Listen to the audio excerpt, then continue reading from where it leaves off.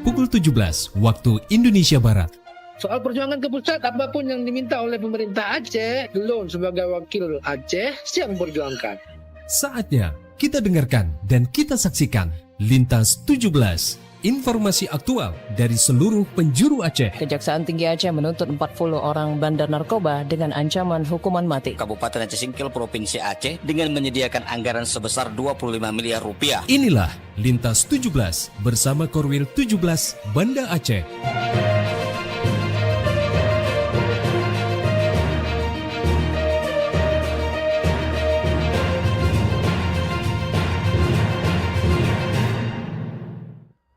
Assalamualaikum warahmatullahi wabarakatuh. Dari Jalan Sultan Iskandar Muda nomor 13 Banda Aceh, saya Mas Wani bersama presenter dari RRI Sekoring Nusantara 17 Banda Aceh, Lusmawe, Melabuh, Takengon, Sabang, dan Singkil mengantarkan Lintas 17.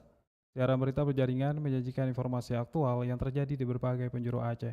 Edisi hari ini, Rabu 8 April 2026.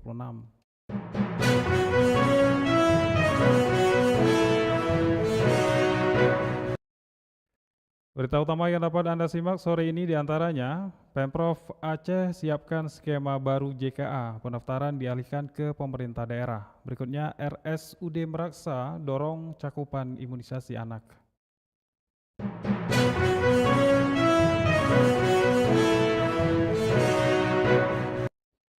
Siaran berita berjaringan ini dapat juga Anda akses melalui RRI Digital, serta turut disiarkan Radio Mena FM 10 Salam, Merdu FM PD Jaya, Radio Sapa FM, Suara Bojang Salim Luxmawe, Radio Asalam Uin Arandiri Darussalam Banda Aceh, Radio Suara Sabang, Radio Mutara FM PD, Radio Cempala Kuning Aceh Timur, Radio Sulu Tamiang, serta dirilis RRI Radio Rimbaraya.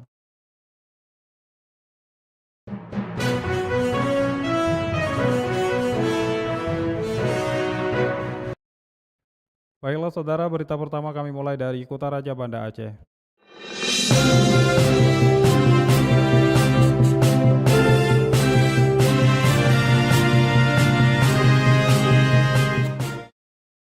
Wacana pembatasan penerima manfaat jaminan kesehatan Aceh atau JKA mulai mencuat menyusul terbitnya Peraturan Gubernur Aceh nomor 2 tahun 2026.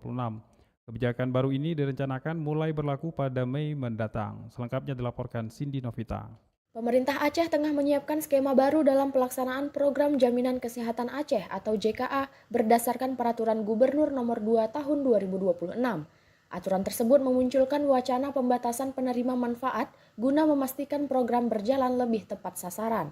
Kepala Cabang BPJS Kesehatan Kota Banda Aceh, Mahyudin, mengatakan kebijakan baru nantinya akan menyasar kelompok masyarakat pada desil 6 dan 7, meskipun kelompok lainnya tetap berpeluang menerima manfaat dengan ketentuan tertentu. Ketentuan baru nanti yang rencananya akan diberlakukan di Mei, itu hanya akan menyasar desil 6 dan 7, dan perlu kami tambahkan juga bahwa desil 1 sampai 5 juga bisa masuk ya, sepanjang itu tidak dijamin oleh pemerintah pusat melalui program penerima bantuan iuran, seperti itu.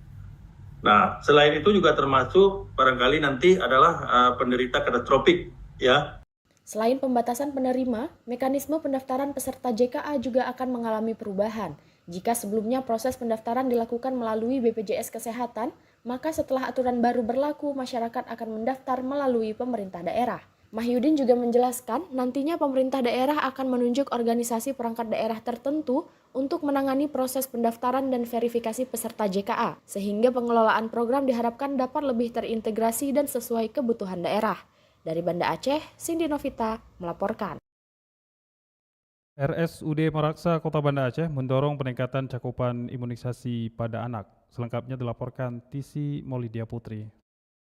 Rumah Sakit Umum Daerah RSUD Meraksa Kota Banda Aceh bersama Underfact ID melaksanakan audiensi dengan Wali Kota Banda Aceh Iliza Sa'aduddin Jamal dalam rangka memperkuat upaya peningkatan cakupan imunisasi pada anak. Pertemuan ini menjadi momentum penting dalam membangun kolaborasi antara pemerintah daerah, fasilitas pelayanan kesehatan, serta institusi riset. Audiensi secara khusus membahas topik memahami determinan dan menjangkau anak dengan imunisasi tidak lengkap dan anak yang tidak pernah diimunisasi di Indonesia. Indonesia. Topik ini menjadi perhatian penting mengingat masih adanya kesenjangan cakupan imunisasi di berbagai daerah, termasuk tantangan akses, edukasi masyarakat, serta faktor sosial dan budaya. Pelaksana tugas PLT Direktur RSUD Meraksa, Dr. Taufik Wahyudi Mahadi menyampaikan bahwa upaya peningkatan imunisasi tidak hanya berfokus pada layanan kesehatan, tetapi juga memerlukan pendekatan kolaborasi yang melibatkan berbagai pihak. Lebih ditampilkan efek buruknya atau dampak kesehatan terburuknya,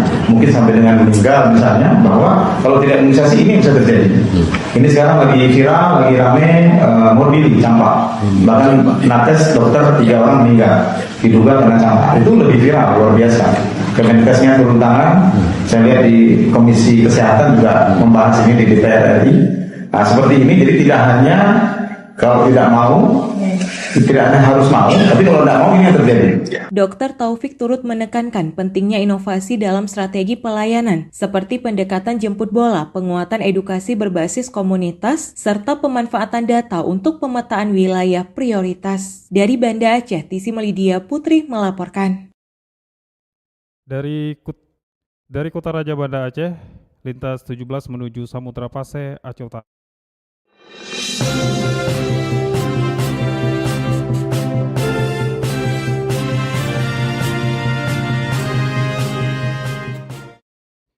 Sejumlah akademisi Unimal dukung manfaat program JKA tetap bisa dirasakan rakyat Aceh. Selengkapnya dilaporkan Muhammad Sofyan. Dan orang yang tinggal KTP-nya di Aceh mendapatkan jaminan kesehatan yang tidak ditanggung oleh BPJS. Akademisi Universitas Maliku Saleh Unimal Dr. Julius Dharma menyatakan bahwa dukungan dari program Jaminan Kesehatan Aceh JKA tetap bisa dirasakan seluruh masyarakat Aceh, baik kalangan mampu maupun warga kurang mampu, meskipun pemerintah baru saja menerapkan kebijakan penyesuaian skema program tersebut. Menurut Dr. Julius, perubahan yang dilakukan bukan berarti menghapuskan manfaat JKA secara keseluruhan, melainkan upaya untuk menyesuaikan dengan kondisi fiskal daerah dan memastikan program dapat berjalan berkelanjutan. Julius Dharma juga menambahkan bahwa selama ini JKA telah memberikan dampak yang sangat besar bagi kesejahteraan masyarakat Aceh. Program ini telah menjadi jembatan bagi jutaan warga untuk mendapatkan akses pengobatan yang sebelumnya sulit dijangkau. Semangat awal itu kita tidak melihat siapa dia, miskin, kaya, dan sebagainya. Artinya yang namanya rakyat Aceh, orang Aceh, dan orang yang tinggal KTP-nya di Aceh mendapatkan jaminan kesehatan yang tidak ditanggung oleh BPJS. Ini persoalannya sebenarnya. Persoalannya adalah bagaimana caranya nanti teknisnya, apakah nanti berapa besar biayanya, itu kan dihitung kembali. Maka itu ada skala prioritas sebenarnya. Maka dari itu, ketika anggaran disusun, dia ada skala prioritas. Berapa habis untuk JKA ini misalnya. Sebelumnya, pemerintah Aceh telah mengumumkan bahwa mulai 1 Mei 2026, skema JKA akan dibatasi hanya untuk masyarakat pada desil 6 dan 7, sementara desil 8 hingga 10 diarahkan menjadi peserta mandiri BPJS Kesehatan. Namun, pemerintah juga memberikan pengecualian bagi penderita penyakit katastropik agar tetap mendapatkan layanan yang ditanggung. Julius Dharma berharap agar masyarakat dapat memahami tujuan dari perubahan kebijakan ini dan tetap mendukung upaya pemerintah dalam meningkatkan kualitas pelayanan kesehatan di Aceh. Muhammad Sofyan melaporkan. Harga plastik melonjak, pelaku UMKM Lok Sumawe terjepit. Informasi selengkapnya dilaporkan Anita Diana. Karena nggak cuma plastik yang naik, bahan baku lain beberapa ada juga yang naik. Kenaikan harga plastik yang terjadi belakangan ini kian dirasakan berat oleh para pelaku usaha mikro, kecil, dan menengah UMKM di Kota Lok Sumawe. Lonjakan harga hingga mencapai 30% membuat para pedagang harus memutar otak agar tetap bisa bertahan tanpa kehilangan pelanggan. Sinta, seorang pedagang sarapan pagi, mengaku dampak kenaikan harga plastik sangat terasa dalam operasional sehari-harinya. Dia bahkan mengaku kesulitan mengambil keputusan untuk menaikkan harga jual. Ya Allah, harga plastik naik gila-gilaan.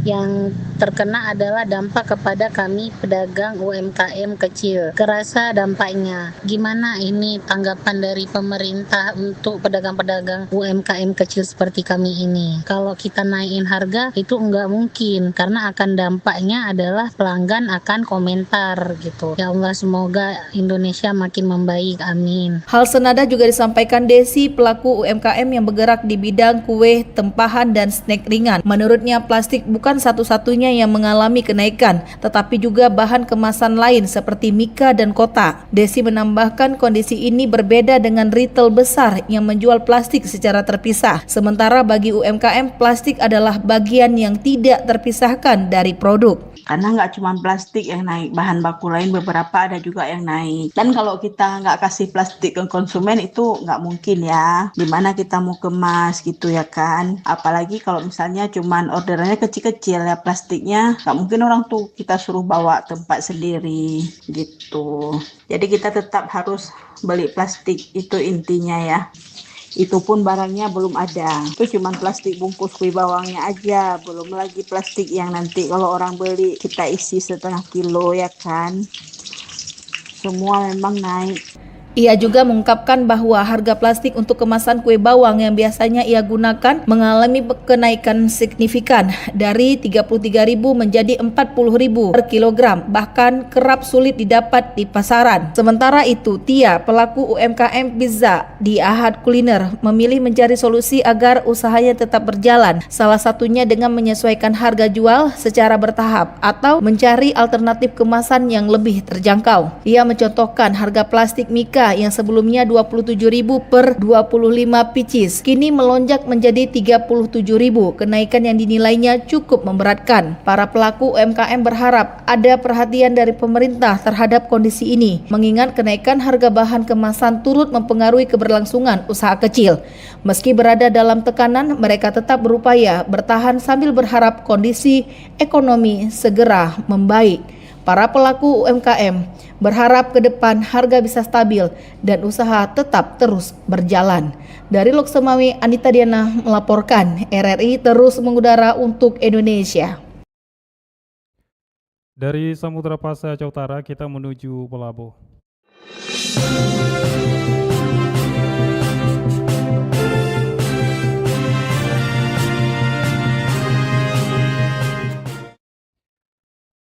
Jemaah calon haji asal Kabupaten Aceh Barat terus mematangkan persiapan menjelang keberangkatan ke Tanah Suci pada musim Haji 1447 Hijriah 2026 Masehi. Berbagai tahapan persiapan telah mulai dilaksanakan, termasuk vaksinasi dan distribusi perlengkapan. Selengkapnya dilaporkan Irham Syah. Jemaah calon haji asal Kabupaten Aceh Barat terus mematangkan persiapan menjelang keberangkatan ke Tanah Suci pada musim Haji 1447 Hijriah 2026 Masehi. Berbagai tahapan persiapan telah mulai dilaksanakan, termasuk vaksinasi dan distribusi perlengkapan. Kepala Subbagian Tata Usaha Kantor Kementerian Haji dan Umrah Kabupaten Aceh Barat, Haji Dedi Kamarlis, SHI-MA, mengatakan bahwa para jemaah telah menjalani vaksin meningitis dan polio sejak pekan lalu. Selain itu, dalam waktu dekat pihaknya akan mulai mendistribusikan perlengkapan haji termasuk koper yang saat ini telah tersedia. Sekarang jemaah akan kita distribusikan perlengkapan koper sudah sampai. Insyaallah dalam 2-3 hari ini akan kita distribusikan ke jemaah. Dan nanti pada tanggal 12 April 2026 akan ada praktek manasik lanjutan yang diadakan kerjasama pemerintah daerah dengan Kementerian Haji dan Umrah Kabupaten Aceh Barat, dan pada hari Selasanya akan ada diadakan pelepasan oleh Bupati Aceh Barat. Dan jamaah kita rencanakan kita berangkat ke Banda Aceh ke embarkasi itu pada tanggal 6 Mei 2026 pukul 20.00. Karena besoknya tanggal 7 Mei 2026 pukul 7.00 jamaah sudah masuk ke asrama haji. Malamnya tepat pukul jam 3.55 8 Mei itu jamaah akan take off ke Bandara Jeddah.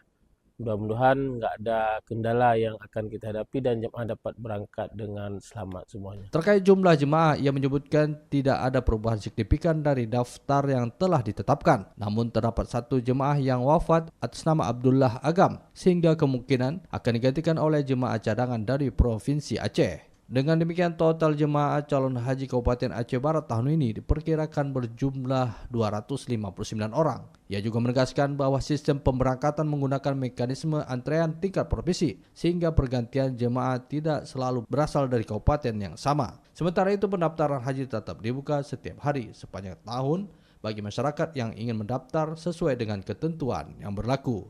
Reporter RRI Melabo Irham Syah melaporkan.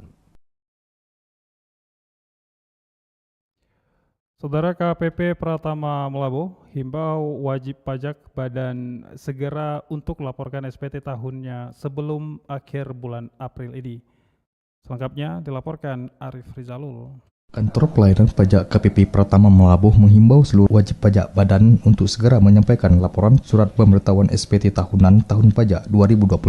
Himbauan tersebut disampaikan sebagai bagian dari upaya meningkatkan kepatuhan perpajakan serta memastikan pelaporan dilakukan tepat waktu sesuai ketentuan yang berlaku. Kepala KPP Pratama Melabuh Hari Santoso mengatakan pelaporan SPT tahunan ini dilakukan melalui aplikasi Cortex sebagai bagian dari transformasi digital administrasi perpajakan. Sistem ini diharapkan dapat mempermudah proses pelaporan sekaligus meningkatkan transparansi dan efisiensi layanan perpajakan.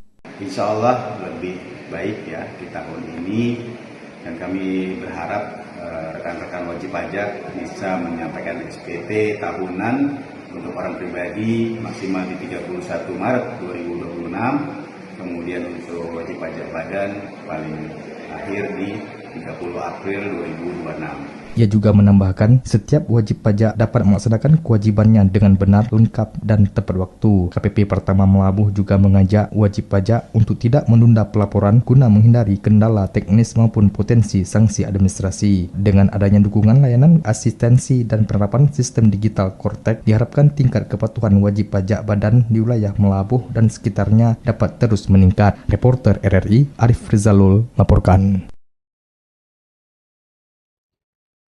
Dari Melabuh, lintas 17 bergerak menuju dataran tinggi Tarogayo.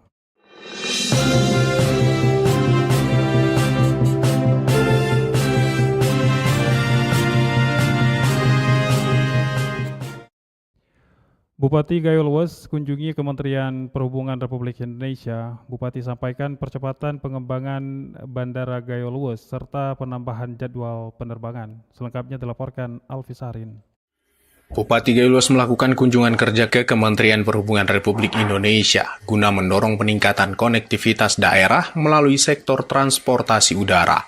Bupati Gayo Luwes bertemu dengan Arif Mustafa yang menjabat sebagai Kepala Subdirektorat Sistem Penyelenggaraan dan Pengusahaan Bandar Udara, Direktorat Bandar Udara. Pertemuan ini dimanfaatkan untuk menyampaikan sejumlah usulan strategis terkait pengembangan infrastruktur transportasi udara di Kabupaten Gayo Luwes. Salah satu fokus utama yang disampaikan adalah percepatan pengembangan Bandara Gayo Luwes. Langkah ini dinilai penting untuk mendukung pertumbuhan ekonomi daerah, memperlancar mobilitas masyarakat, serta membuka peluang investasi dan pengembangan sektor pariwisata. Selain itu, Bupati juga mengajukan penambahan frekuensi penerbangan maskapai Susi Air di Gayo Luwes. Usulan ini didasarkan pada tingginya kebutuhan masyarakat terhadap transportasi udara yang kini masih terbatas. Melalui upaya tersebut, pemerintah Kabupaten Gayo Luwes berharap konektivitas dengan daerah lain semakin meningkat, sehingga mampu mendorong pertumbuhan ekonomi secara berkelanjutan dan memperkuat posisi Gayo Luwes sebagai salah satu wilayah potensial di Aceh.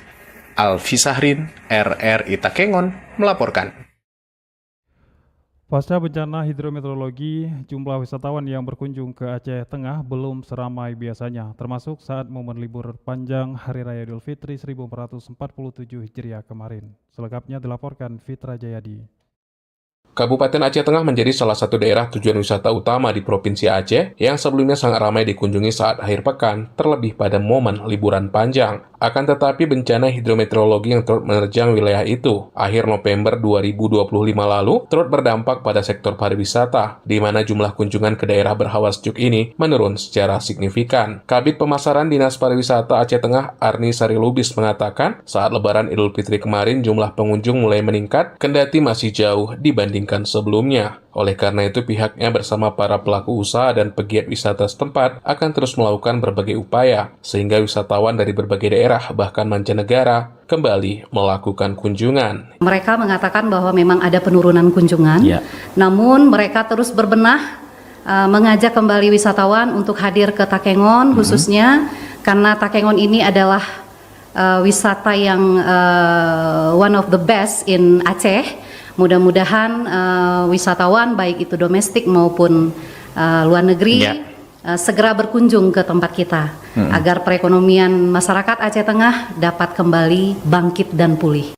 Ditambahkan dalam upaya kembali meningkatkan jumlah kunjungan wisatawan, Dinas Pariwisata Aceh Tengah juga akan terus melakukan promosi secara gencar termasuk melalui media sosial. Hal ini sebut Sari sangat diperlukan untuk menginformasikan kepada masyarakat luas jika daerah itu sudah sangat layak untuk kembali dikunjungi, kendati akses jalan ke Aceh Tengah belum sepenuhnya pulih. Walaupun mungkin aksesibilitas kita mungkin masih belum pulih, namun kita tetap berupaya bukan hanya dari Dinas Pariwisata, namun OPD terkait lainnya, mudah-mudahan dapat segera merehabilitasi apakah itu jalan ataupun akses-akses lain lah. Yang bisa ditempuh oleh wisatawan agar wisatawan kita nggak takut lagi ke Takengon. Pariwisata sendiri menjadi salah satu sektor unggulan di Aceh Tengah yang sebelumnya mengalami perkembangan sangat pesat, sehingga keberadaannya menjadi bagian penting bagi ekonomi masyarakat maupun daerah. Pitra Jayadi, RRI Takengon, melaporkan. Anda sedang mendengarkan Lintas 17 dari Korwil 17 Banda Aceh.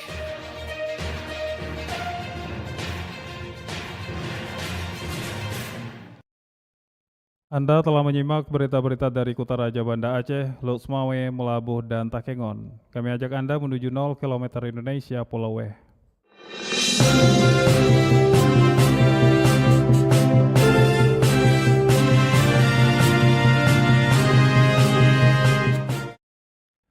Harga plastik di Kota Sabang meroket tajam hingga 80% dalam beberapa pekan terakhir. Lonjakan harga ini mulai dikeluhkan oleh para pelaku UMKM. Selengkapnya dilaporkan Irza Maulana.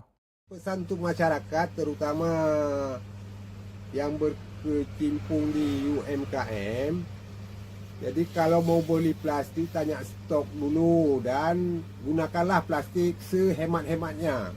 Kenaikan harga plastik di Kota Sabang kian memberatkan para pelaku usaha, mulai dari pedagang bahan kemasan hingga pengusaha kuliner. Lonjakan harga yang terjadi saat ini bahkan dilaporkan mencapai angka 70 hingga 80% serta diperparah dengan kelangkaan pasokan di tingkat distributor. Hal ini sebagaimana diungkapkan Hendrik, salah seorang penjual plastik di kawasan Jalan Perdagangan Kota Sabang pada Rabu pagi 8 April 2026. Pada RRI, dirinya mengungkapkan kenaikan harga terjadi pada hampir seluruh jenis produk plastik. Kondisi sulit ini mulai sangat terasa sejak berakhirnya masa Idul Fitri dan tren harganya terus mengalami peningkatan hingga saat ini. Keterbatasan pasokan ini disebabkan oleh produksi pabrik di Medan, Sumatera Utara yang belum berjalan maksimal akibat kendala bahan baku. Ia mengaku sering harus menunggu giliran pesanan dalam waktu lama karena tingginya permintaan dari berbagai daerah di Aceh. Dampak dari tingginya harga ini juga sangat dirasakan pada daya beli masyarakat, terutama pelaku UMKM. Banyak pelanggan yang biasanya membeli dalam jumlah besar kini terpaksa mengurangi jumlah pembelian demi menghemat biaya operasional.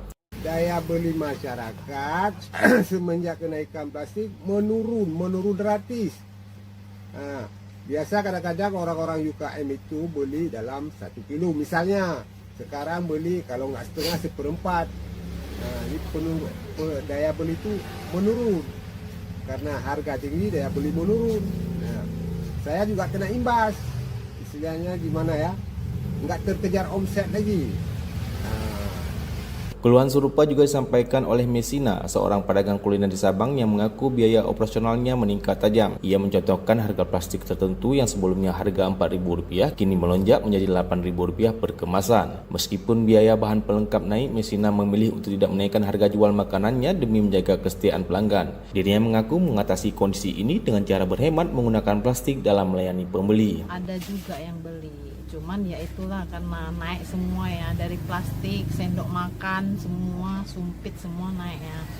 Memang orang juga ngerti, kadang kalau misalnya yang makan di rumah ya udah nggak usah pakai sendok, nggak usah pakai sumpit. Customer udah langsung ngerti, udah tahu juga lah mau gimana. Kenaikan harga plastik yang cukup signifikan ini ditenggarai dampak berantai dari meningkatnya ketegangan konflik antara Iran dan Israel serta keterlibatan Amerika Serikat. Ketidakstabilan di Timur Tengah tersebut memicu lonjakan harga minyak mentah dunia yang menjadi bahan baku utama pembuatan biji plastik. Kondisi geopolitik yang memanas membuat biaya logistik dan produksi pabrik ikut melambung sehingga imbasnya sangat terasa hingga ke tingkat pedagang kecil di Kota Sabang. Demikian Irza Maulana melaporkan.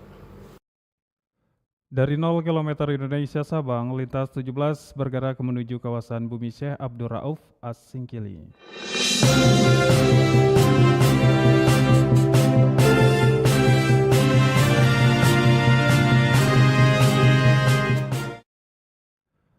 Keluarga korban kecelakaan Innova di Sungai Laikombi memohon perpanjangan pencarian kepada Basarnas meski operasi resmi telah berakhir 7 hari pasca insiden di jurang tersebut.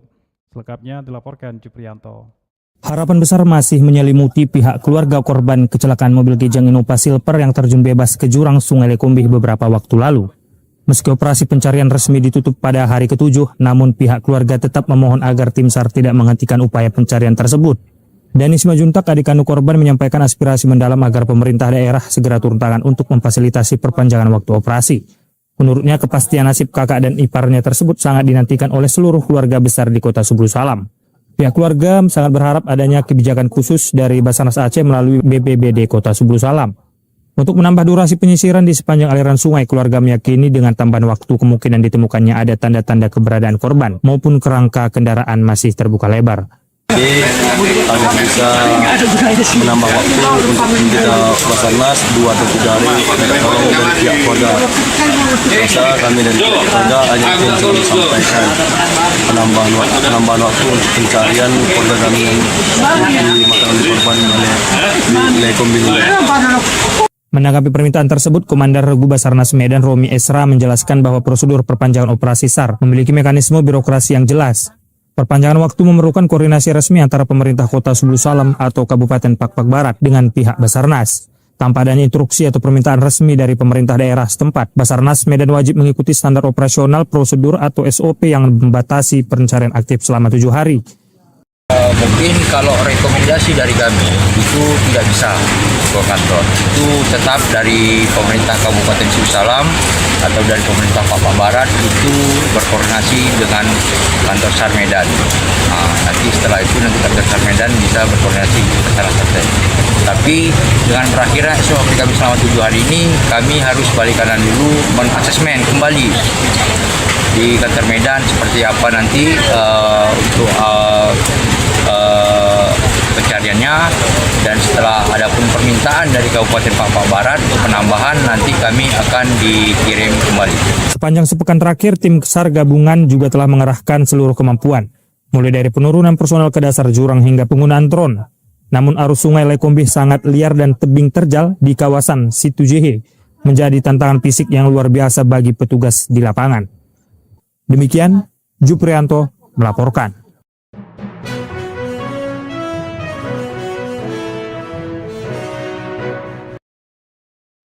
Dengan berakhirnya laporan tadi, berakhir sudah lintas 17 sore ini, berita utama dari RRI sewilayah batas Selasar Korwil 17 Banda Aceh. Atas perhatian Anda, kami ucapkan terima kasih. Wassalamualaikum warahmatullahi wabarakatuh. Sekali di udara, tetap di udara. Demikian Lintas 17 sore ini, produksi Korwil 17 Banda Aceh.